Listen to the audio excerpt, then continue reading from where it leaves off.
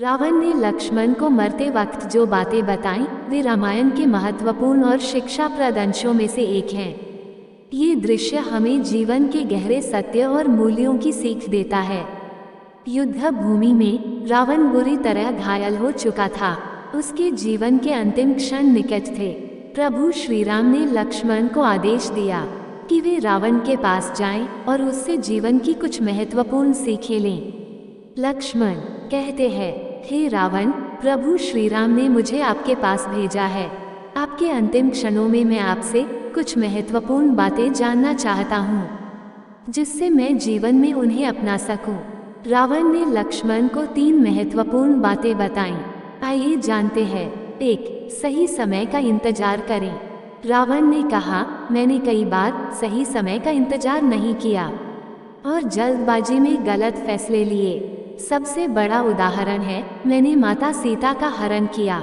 अगर मैंने सही समय का इंतजार किया होता और धैर्य रखा होता, तो शायद मैं अपने अंत को टाल सकता था। सही समय का इंतजार करना और धैर्य रखना जीवन में अत्यंत महत्वपूर्ण है। जल्दबाजी में लिए गए फैसले अक्सर गलत साबित होते हैं। 2. अहंकार का त्याग करें। रावण ने आगे कहा, मेरा अहंकार मेरी सबसे बड़ी कमजोरी थी। मुझे अपने बल और ज्ञान पर बहुत गर्व था, लेकिन इस अहंकार ने मुझे विनाश के रास्ते पर ला दिया। अहंकार मनुष्य को अंधा कर देता है और सही गलत का भेद नहीं करने देता।